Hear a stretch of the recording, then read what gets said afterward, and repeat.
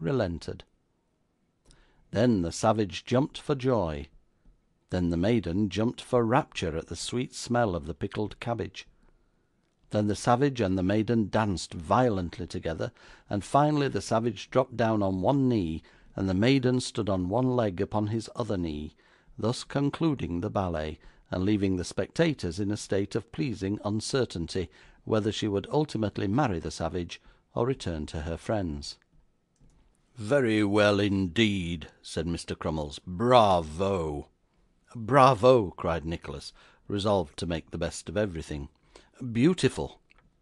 "This, sir," said Mr. Vincent Crummles, bringing the maiden forward, "this is the infant phenomenon, Miss Ninetta Crummles." "Your daughter?" inquired Nicholas. "My daughter, my daughter," replied Mr. Vincent Crummles. "The idol of every place we go into, sir. We have had complimentary letters about this girl, sir, from the nobility and gentry of almost every town in England."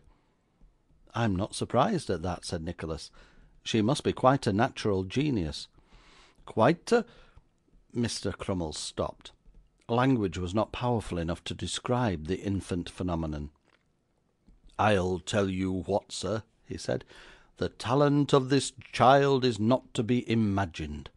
She must be seen, sir, seen, to be ever so faintly appreciated. There, go to your mother, my dear." "May I ask how old she is?" inquired Nicholas. "You may, sir," replied Mr. Crummles, looking steadily in his questioner's face, as some men do when they have doubts about being implicitly believed in what they are going to say. "She is 10 years of age, sir." "Not more?" "Not a day." "Dear me," said Nicholas, "it's extraordinary."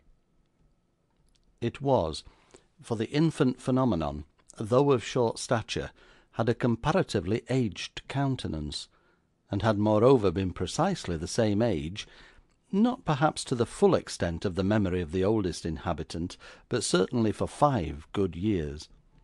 But she had been kept up late every night, and put upon an unlimited allowance of gin and water from infancy, to prevent her growing tall; and perhaps this system of training had produced in the infant phenomenon these additional phenomena. While this short dialogue was going on, the gentleman who had enacted the savage came up, with his walking shoes on his feet, and his slippers in his hand, to within a few paces, as if desirous to join in the conversation. Deeming this a good opportunity, he put in his word. "Talent there, sir," said the savage, nodding toward Miss Crummles. Nicholas assented. "Ah!" said the actor, setting his teeth together, and drawing in his breath with a hissing sound. "She oughtn't to be in the provinces, she oughtn't." "What do you mean?" asked the manager. "I mean to say," replied the other warmly, "that she's too good for country boards, and that she ought to be in one of the large houses in London, or nowhere. And I'll tell you more, without mincing the matter, that if it wasn't for envy and jealousy in some quarter that you know of, she would be. Perhaps you'll introduce me here, Mr. Crummles." "Mr. Folair," said the manager, presenting him to Nicholas. "Happy to know you, sir." Mr. Folair touched the brim of his hat with his forefinger, and then shook hands. "A recruit, sir, I understand." "An unworthy one," replied Nicholas. "Did you ever see such a set out as that?" whispered the actor, drawing him away, as Crummles left them to speak to his wife. "As what?" Mr. Folair made a funny face from his pantomime collection, and pointed over his shoulder. "You don't mean the infant phenomenon?" "Infant humbug, sir," replied Mr. Folair. "There isn't a female child of common sharpness in a charity school that couldn't do better than that. She may thank her stars she was born a manager's daughter." "You seem to take it to heart," observed Nicholas, with a smile. "Yes, by Jove, and well I may," said Mr. Folair, drawing his arm through his, and walking him up and down the stage.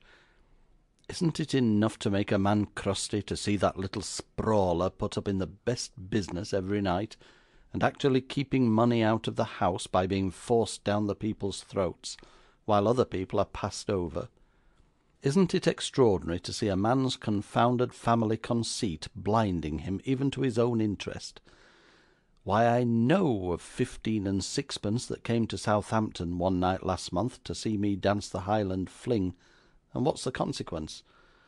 I've never been put up in it since, never once, while the infant phenomenon has been grinning through artificial flowers at 5 people and a baby in the pit, and 2 boys in the gallery every night. If I may judge from what I've seen of you, said Nicholas, you must be a valuable member of the company. Oh, replied Mr. Folair, beating his slippers together to knock the dust out, I can come it pretty well. Nobody better, perhaps, in my own line, but having such business as one gets here is like putting a lead on one's feet instead of chalk, and dancing in fetters without the credit of it.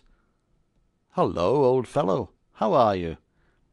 The gentleman addressed in these latter words was a dark-complexioned man, inclining, indeed, to sallow, with long thick black hair, and very evident inclinations, although he was close-shaved, of a stiff beard and whiskers of the same deep shade.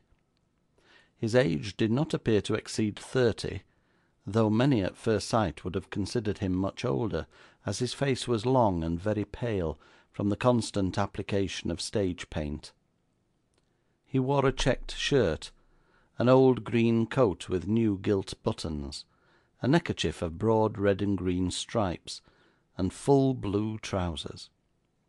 He carried, too, a common ash walking-stick, apparently more for show than use, as he flourished it about with the hooked end downwards, except when he raised it for a few seconds, and throwing himself into a fencing attitude, made a pass or two at the side scenes, or at any other object, animate or inanimate, that chanced to afford him a pretty good mark at the moment. Well, Tommy, said this gentleman, making a thrust at his friend, who parried it dexterously with his slipper, what's the news? A new appearance, that's all, replied Mr. Folair, looking at Nicholas. Do the honours, Tommy, do the honours, said the other gentleman, tapping him reproachfully on the crown of the hat with his stick. This is Mr. Lenville, who does our first tragedy, Mr. Johnson, said the pantomimist. Except when old Bricks and Mortar takes it into his head to do it himself, you should add, Tommy, remarked Mr. Lenville. You know who Bricks and Mortar is, I suppose, sir? I do not, indeed, replied Nicholas. We call Crummles that because his style of acting is rather in the heavy and ponderous way, said Mr. Lenville. I mustn't be cracking jokes, though, for I've got a part of 12 lengths here which I must be up in tomorrow night, and I haven't had time to look at it yet. I'm a confounded quick study, that's one comfort. Consoling himself with this reflection, Mr. Lenville drew from his coat pocket a greasy and crumpled manuscript, and having made another pass at his friend, proceeded to walk to and fro, conning it to himself, and indulging occasionally in such appropriate action as his imagination and the text suggested. A pretty general muster of the company had by this time taken place, for besides Mr. Lenville and his friend Tommy, there were present a slim young gentleman with weak eyes, who played the low-spirited lovers and sang tenor songs, and who had come arm in arm with the comic countryman, a man with a turned-up nose, large mouth, broad face, and staring eyes.